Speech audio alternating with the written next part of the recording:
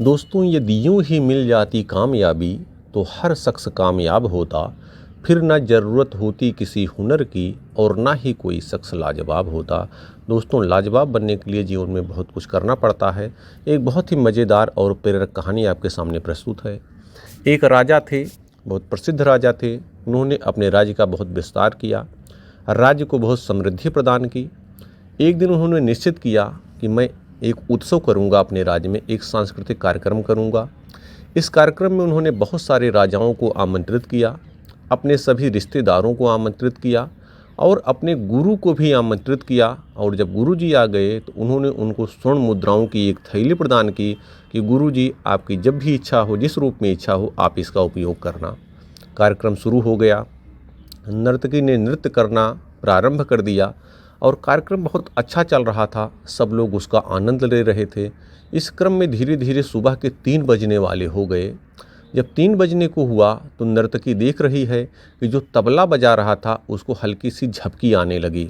तो नर्तकी ने मन ही मन सोचा कि कार्यक्रम इतना अच्छा चल रहा है, बहुत सारे राजा गण आए हुए हैं, कहीं ऐसा ना हो कि इसको झपकी आ जाए और कहीं इस कार्यक्रम में खलल पड़े और राजा नाराज़ होकर के, क्रोधित होकर के इसको दंड दे दें।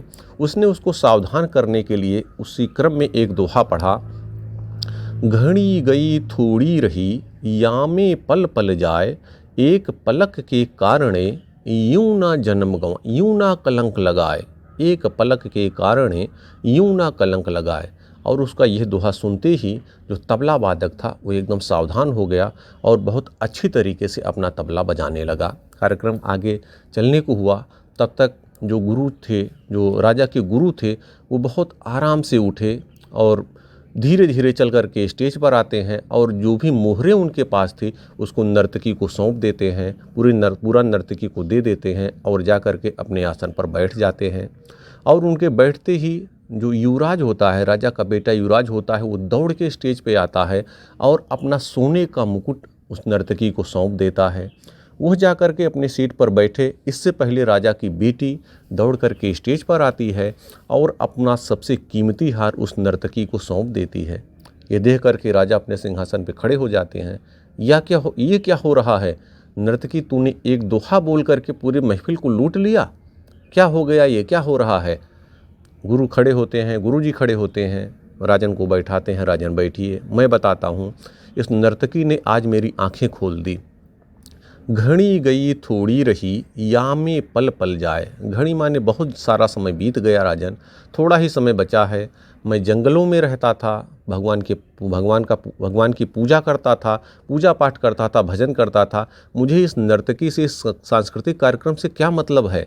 लेकिन आपके कहने पर आकर के मैं आज इस नर्तकी के नृत्य का आनंद ले रहा हूँ, अर्थात अपने जीवन पे कलंक लगा रहा हूँ। जिसने पूरे जीवन तपस्या की वो आज आकर के पथभ्रष्ट हो रहा है।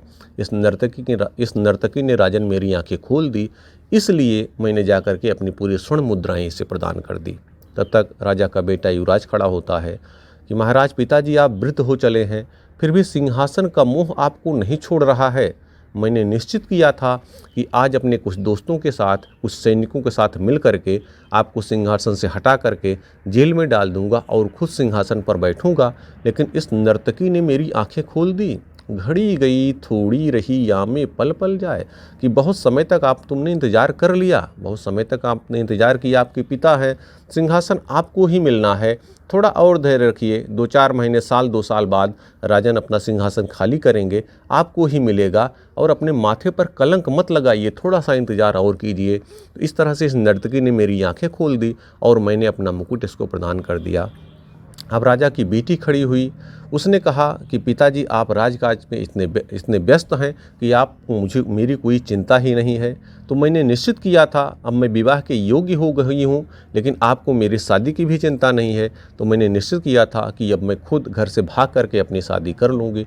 लेकिन इस नर्तकी के एक वाक्य ने मेरी आंखें खोल दी। घड़ी गई थोड़ी रही, यामे पल पल जाए, एक पलक के कारण यूं ना कलंक लगाए। मैं कलंक लगाने वाली थी। आप मेरे पिता हैं, मेरी देखभाल करते हैं, आज नहीं तो कल आप मेरी शादी किसी अच्छे राजकुमार से करवा ही देंगे। तो मैं कलंकित होने से बच गई। इस नर्तकी ने मेरी आंखें खोली, इसलिए मैंने अपना सबसे कीमती हार इसको सौंप दिया।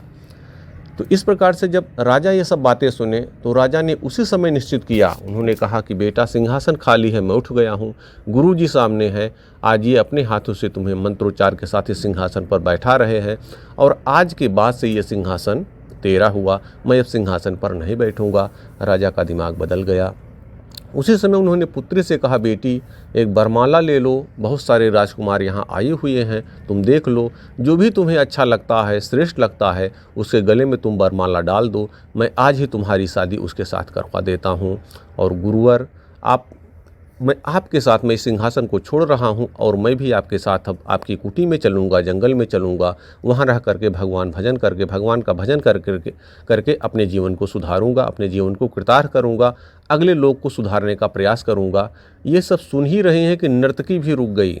उसने कहा, मेरे इस एक वाक्य ने इतने लोगों का जीवन बदल दिया, मन बदल दिया, तो मैं भी आज से यह नृत्य का कार्यक्रम छोड़ रही हूँ। मेरे पास धन की किसी प्रकार से कमी नहीं है, मैंने बहुत सारे कार्यक्रम किए हैं, अब मैं भी इसको छोड़ करके भगवान भजन की तरफ उन्मुख हो रही हूँ। तो इस एक वाक्य ने बहुत सारे लोगों का जीवन बदला। तो दोस्तों, आपकी ज़िंदगी में भी ऐसे क्षण आते हैं कि जब आप एक क्षण में कोई ऐसा निर्णय लेने के लिए उतावले हो जाते हैं जिससे आपके जीवन पर कलंक लग सकता है। उस समय थोड़ा सा आप धैर्य रखिए, आपका जीवन बहुत सारी मुश्किलों से बच जाएगा। एक बात ये, दूसरा, अगर कोई राय आपको कहीं से अच्छी मिल रही है तो आप उसको अच्छे से सुनिए, हो सकता है एक विचार आपके जीवन को बदल दे। वो विचार कौन दे रहा है, इस बात का ध्यान रखना है, क्योंकि धनुर्धर अर्जुन की जो सलाहकार थे वो भगवान कृष्ण थे। कोई समस्या आने पर वो भगवान कृष्ण से सलाह लेते थे। वहीं पर बलशाली शक्तिशाली दुर्योधन, जिसके पास शक्तियों की कमी नहीं थी, जो बहुत अच्छे काम कर सकता था, लेकिन वो सलाह शकुनी से लेता था और शकुनी की सलाह पर चलने के कारण उसका पतन हो गया। और आज इतिहास के पृष्ठों में बुरे लोगों में उसका नाम दर्ज है। तो कोशिश कीजिए, आप जब भी ऐसे क्षण आएँ तो एक तो थोड़ा सा इंतज़ार कीजिए, कोई बुरा कर्म आपके द्वारा ना हो, और कोई विचार कहीं से मिल रहा है उसको ग्रहण कीजिए। हो सकता है एक विचार आपके जीवन को बदल दे। Change your thought, change your life. बहुत बहुत धन्यवाद।